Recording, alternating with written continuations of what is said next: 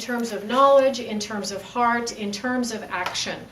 And so the people who come to this faith tradition are the ones who really define what it is from one generation to the next.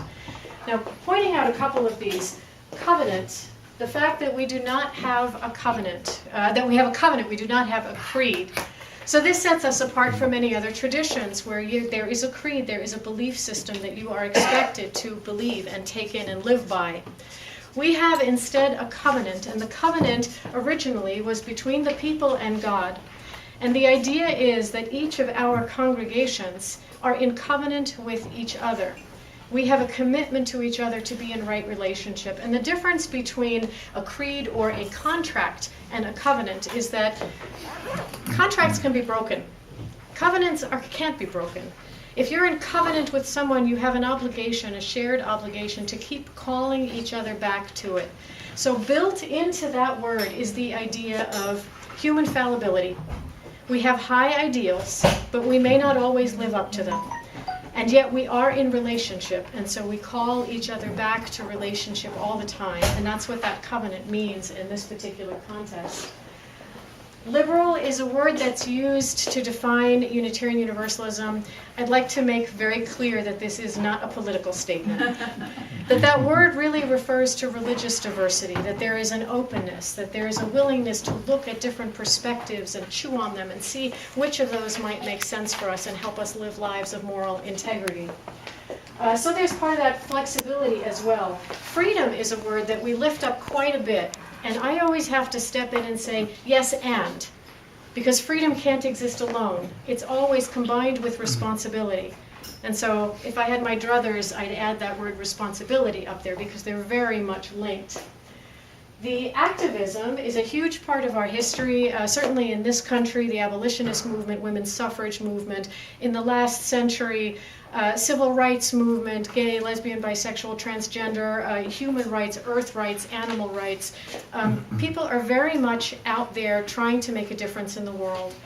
And part of that is about paying attention to what we can do on earth now to make it heaven on earth, to make it the place that it can be. Instead of arguing about what might happen after we die, we just try to roll up our sleeves and see what we can do here and now.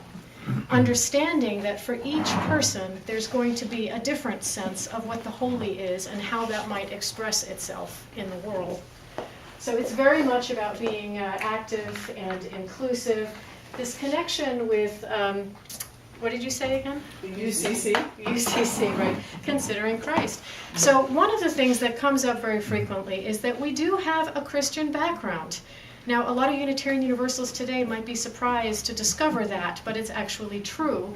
We were originally a Christian denomination, and that shifted in the last 100, 150 years and became much broader, and there are a number of reasons for that that I'll be happy to talk about a little bit later. In the meantime, we have in our congregations people from many different backgrounds, from Christian background, Jewish background. We have folks from the indigenous tradition. We have pagans. We have folks who are unchurched, who didn't have a religious community growing up, and now they're looking for something. They're curious and wanting to learn. We have folks who are agnostic. We have folks who are atheist. We have folks who don't want labels whatsoever, but who are hungry for something and who have a sense of awe, who have a sense of something larger than themselves that is calling them to their highest selves. And so that's what we try to focus on. It's quite a challenge in our worship services because we do not have one book that we draw from. We draw from many different sources, many scriptures. And obviously we have many different people in the community who are looking for something in particular and for whom key theological words and rituals might be triggers, either in a negative way or as something that they're really yearning for. And so on any given Sunday, whoever's leading the worship service needs to keep in mind all of that, all of those backgrounds and needs and hopes, and try to find a way to speak to something that is timeless and universal within each of us. And form society, to engage with society. This is not a tradition of people who withdraw from society. Sometimes I wish it were, because sometimes I'd really like to. But that's not part of our tradition. Our tradition is to actually step into the world and do what we can to make it the place that will be fair and just for everyone, to invite everyone to the table. Our principles that point to the universal values, and I'll hand out a sheet with that later, the main thing is they lift up the worth and dignity of every individual, which I imagine each of your traditions do as well. It's not that unusual.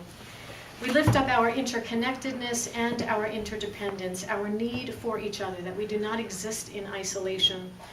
We lift up the need to be accepting and encouraging of one another on our spiritual journeys. It makes no point to be condemning each other and pointing fingers. So we try to be as accepting as possible. The right of conscience and democratic process are important parts of our tradition as well. The idea that each person has a mind. We were created with minds, and so we encourage each other to use them. We do our best to learn, to continue to expose ourselves to new things so that we can learn and think for ourselves about what is right. The link between personal freedom and responsibility, I mentioned, the focus on compassion, on justice, on equity, and on respect. None of these things are revolutionary. Am I right? I mean, from the traditions that you come from, none of those things are revolutionary. So we recognize those things as what we have in common with most other religious traditions, and we try to focus on that. What is it that we have in common? What's timeless and universal? So this is what we have up here. This is what's going on right now. And if we move down here to the tree, the bottom of the tree, there are two primary roots that I just wanted to point out. So one of the roots is the Hellenistic tradition, the ancient Greek tradition, because from here we can see some of this. That would be great if you could take a couple of notes. So one of the things that comes to us from the Hellenistic tradition is the focus on rational thought and on freedom. The focus on using our minds and being free to think and not being coerced into belief. The right to ask questions, the valuing of scientific inquiry. The other is compassion, equity, and respect among human beings. Being optimistic about humanity, about our capabilities. And then the other is democratic process. Our congregations, we have congregational polity. One of the big aspects, it's almost a sacred act for us, is the ability to vote on things together, to voice our opinions and be heard and contribute to the formation of this faith. The other primary root is the Judaic tradition. And what we can see up here that comes from there is the honoring of the sacred nature of life. The studying and learning, believing in our unity under God, under something greater than us. The ability, again, to think for ourselves, the ability to argue with God, which is part of Judaic tradition as well. The requirement to be of service, to be generous, and to tend justice. The focus on supporting and celebrating life instead of worrying about or fighting about what might happen afterwards. The focus on living life well. So out of these two, and I'm simplifying this, out of these two contexts came Christianity. So despite great interpretive and practical diversity in early Christian communities, what was carried forward to us, to the top of the living tree from the Christian tradition, was the idea of building beloved community here on earth as it is in heaven. Right here on earth, that's our job to make that happen. Being loved by God, and therefore needing to love one another and to express that to one another. So that's equality under God. And the other is social justice, the revolutionary love that Jesus brought into the world through his teachings and through his life. And to honor God through right relationship with creation. So these are some of the things that carried forward from Christianity to Unitarian Universalism as it is today. The defining difference between that and who we are today as Unitarian Universalists is that word Unitarian, right?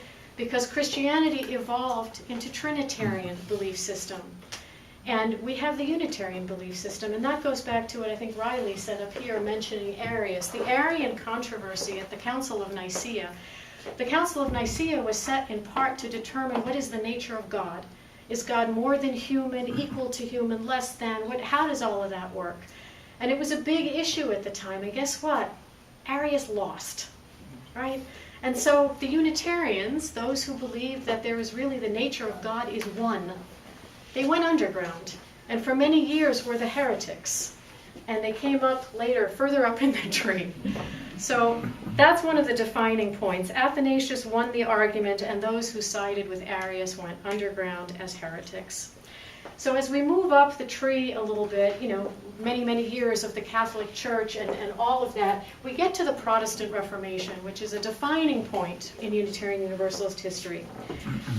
The Protestant Reformation influences, one of them was the discovery of the Americas. Thinking beyond the boundaries of identity and ruling forces was one of the things that was going on at that time.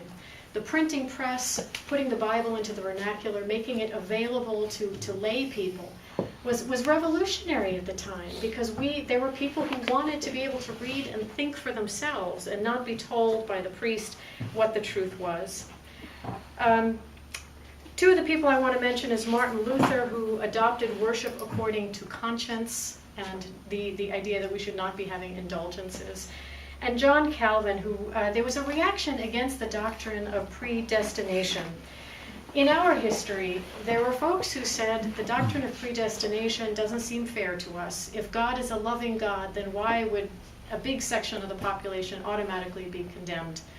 And so those people said, we believe in God as a loving God. And those were the ones who rose up afterwards to become the Unitarians and then also the Universalists. We do have a king in our history, King John Sigismund of Transylvania.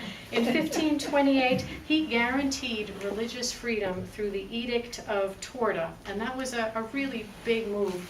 Religious freedom in those days meant religious freedom, unfortunately, only for Christians, all the different kinds of Christians. It did not include anyone else, unfortunately, but it was a step in the right direction. When as a result of the Protestant Reformation and all the things that were going on in Europe, there were a whole lot of people who came to the Americas seeking religious freedom. Unfortunately, they did that at the expense of those who were already living here. But this country was very much influenced by those people who came from elsewhere seeking religious freedom here. The Mayflower Compact of 1620, that's where that word covenant first comes to us. Now, I know the word covenant has a much longer history going back into Judaic scripture. But for us, it comes from the Mayflower Compact because those people beholden to. And the idea was we will be beholden to God and to each other. And we will articulate that for ourselves, what that means, how we will be in relationship with each other. A couple of other things that influenced the way Unitarian Universalism is today is the discovery of ancient scriptures and the translation of ancient scriptures. Reform Judaism had a big impact on Unitarians and Universalists. The other thing was the Civil War. The Civil War, the bloodiest on these shores aside from what was done to the indigenous people, it caused many denominations to question whether or not they could survive and to start talking about cooperation. And so it took between 1870 and 1961 for the Unitarians and the Universalists to find their way to each other and to negotiate how they could come together, how they could become a new denomination. And that's what they did. In the meantime, World War I and World War II, again, horrible devastation, the kind of devastation that causes a lot of people to question God, meant that there was a rise in humanism. There were less and less people who were willing to believe in a God who would allow such things to happen. And so in the last century, Unitarian Universalism had a definitive shift away from its Christian ritual, its Christian theology, its Christian way of moving in the world, and became much more humanist, as well as much more open to other religious traditions. In the 60s, again, very, very active in all different kinds of civil rights and human rights that were going on in this country. Islam I want to mention as well, because it's not in here as a root, but it should be. because Islam's tradition of focusing on literacy and on scientific exploration, it is what actually preserved what knowledge we had after the fall of the Roman Empire. And so that tradition is part of what we draw strength from, the fact that it's important to hold on to the wisdom that we have achieved over time. And then there's the radical inclusivity, because in Islam there was, until 1491, in Spain at least, the ability, the modeling of many, many different communities living together in peace. And so we draw from that as well as an ideal of what is possible when human beings with different perspectives get together and live in community.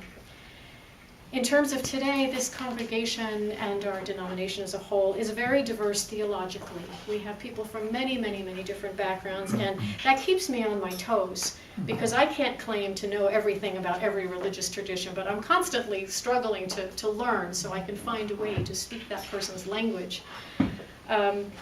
Here we focus more on learning about the complexity of the world in which we live and how we can support each other in living lives of deep and loving integrity, not just on behalf of our own souls, but on behalf of the soul of creation. And that's really one of the things that I feel most drawn to, the idea that it's not just about me, it's about something much, much larger.